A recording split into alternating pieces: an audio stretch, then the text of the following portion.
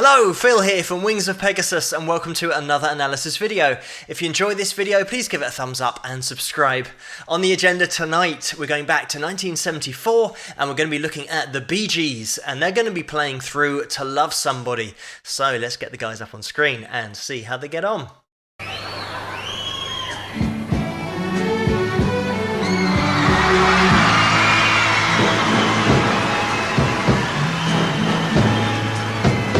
There's a light, certain kind of light that never shone on me. I want my life to be there with you, there with. That's the way everybody said to do each and every little thing. But what's good does it bring if I ain't got you? Ain't got, baby, you don't know what it's like. Baby, you don't know what it's like to love somebody, the way I love you.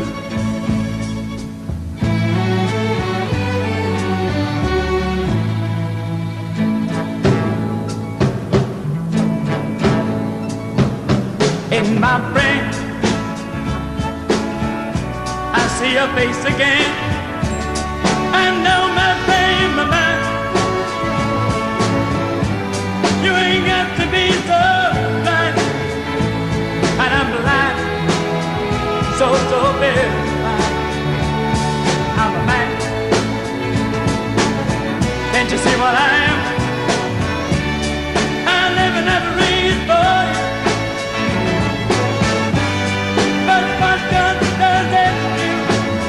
If I ain't got you, ain't got, baby, you don't know what it's like. Baby, you don't know what it's like to love somebody, the way I love you.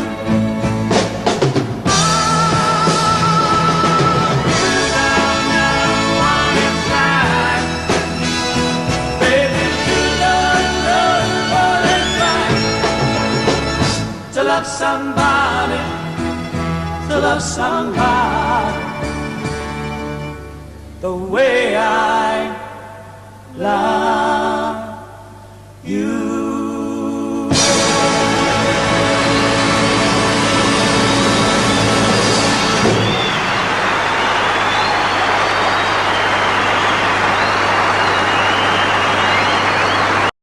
And there we have it.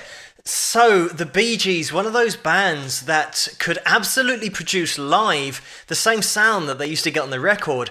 And this is a really interesting video because this is before the falsetto era in terms of the classic Bee Gees sound, because we can hear that we've got this chest voice sound that you very much don't really expect from Barry Gibb from the mid-70s to the late 70s, that whole disco album that they did for Saturday Night Fever, the movie that really then exploded them with that sound. But they actually intentionally changed their sound at that time because they felt like their sound was becoming a little bit stale and they were looking to change it and make it a little bit more interesting. Barry is just belting this out in chest voice, and maybe he's really maxed out in that chest voice, and then when they did change the sound in the mid to late 70s, maybe Barry realised that actually I can sing a lot more easily going into falsetto and, more importantly, get more range, which of course meant that it totally changed the sound. And looking at the guitar playing here,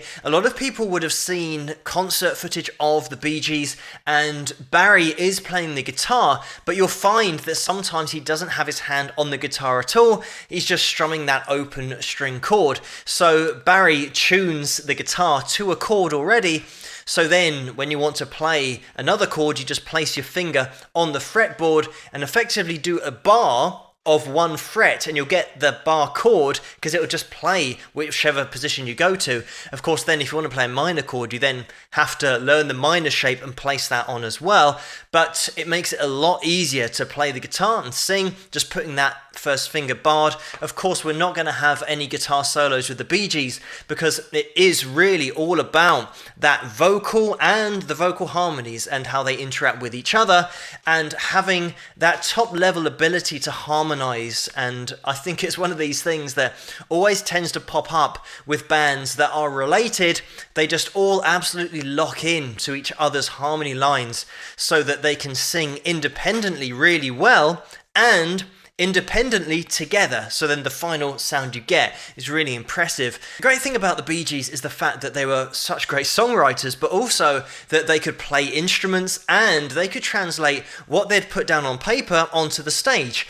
And this is a step, and it is a big step, that a lot of songwriters don't manage to take, because they might be great at writing songs, but they don't necessarily have that ability to get up on stage, and they might get nervous in front of a lot of people and all these kind of things.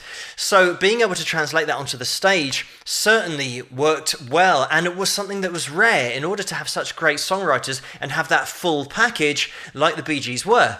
And just putting a spotlight on this track, because this was intended for Otis Redding initially, because Barry and Robin were approached by their manager, Robert Stigwood, to get down a soulful kind of ballady number that was intended for Otis Redding. So this is the one that they got down, and maybe that's the reason for the orchestration at the beginning, because of the fact that they weren't going to perform it themselves. Unfortunately, Otis died before he had a chance to record this, so this was actually released in 1967, and a lot of people might only know the Bee Gees from 75 onwards, but when they were young, 1957 is when they started to sing with each other in harmony, and that would have made Barry 10, around that kind of age, so young kids. And their first gig was going down to the cinema, because they used to have kids there who just sang along to a backing track or a backing record, and that was just the entertainment. That's just what they put on.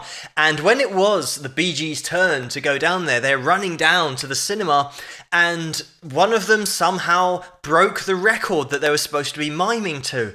So it turned out that they had to sing for real, and it turned out that they're really good and everyone loved it because they could harmonize with each other. And just putting it back to the track, because the Bee Gees had this ability to write great songs that were centered around melody, had loads of hooks in them all the way through.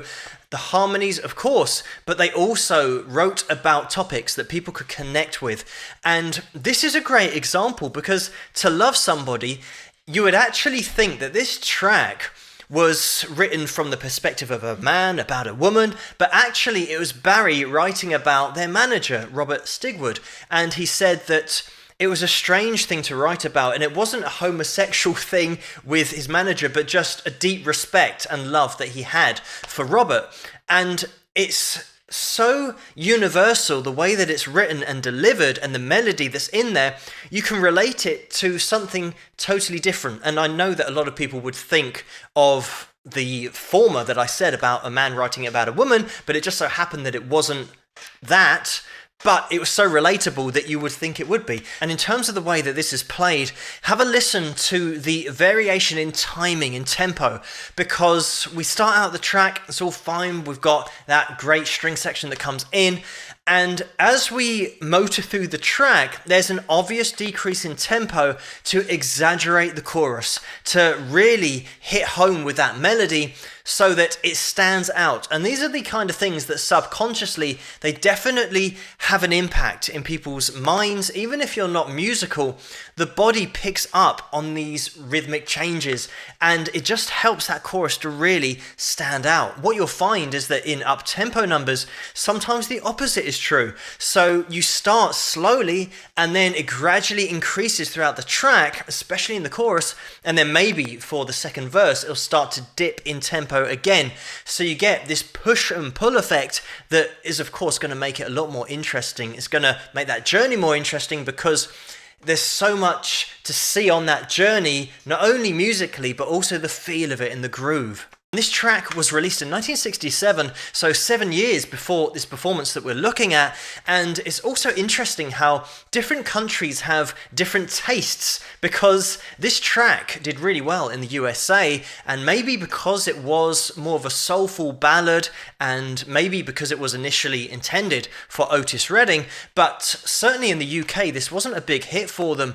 But because these guys are from the UK, maybe it was because tracks weren't doing so well at this time. They maybe thought they were hitting that plateau, and that's why they thought they had to change up their sound. So in 1977, that's when Saturday Night Fever was released, and then the Bee Gees went absolutely global and huge because of the tracks that they had associated with that song on the soundtrack, and also the cultural impact that had when it was released, that film. Another interesting thing about the movie and when they were filming it is that when John Travolta was doing the dancing scenes, the Bee Gees weren't on board yet, so they hadn't done any of the soundtrack and hadn't done any of the songs.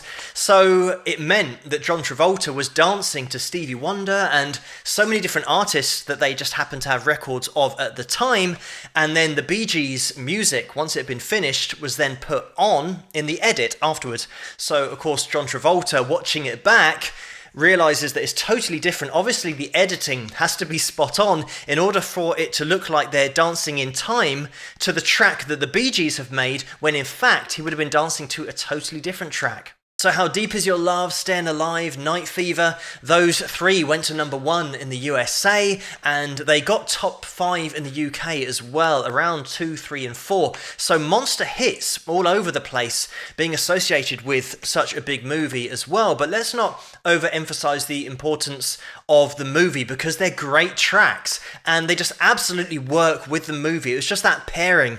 And it's even more impressive the way that it all worked out, because the Bee Gees weren't given the film to then write the music to. They were just told to write this kind of music, and they're very much aiming for their own sound, for a sound that they wanted to replicate with other artists that were around at the time. And in that year, in 1977, Barry Gibb made history as well, because he became the only songwriter to ever have 4 #1 hits in a row in the USA, and that bypasses Lennon and McCartney and obviously everybody else. So really impressive stuff. They actually had, between them, the Bee Gees, 7 #1s over a period of 9 months. And over the course of 2 years, they won 5 Grammys for their work on that soundtrack for the movie. And it's even more impressive when you think that it's just one band and one set of writers who are writing the music for a whole movie, because nowadays you can have 5 or 6 or 7 separate bands and all of those songs are then put on a particular movie.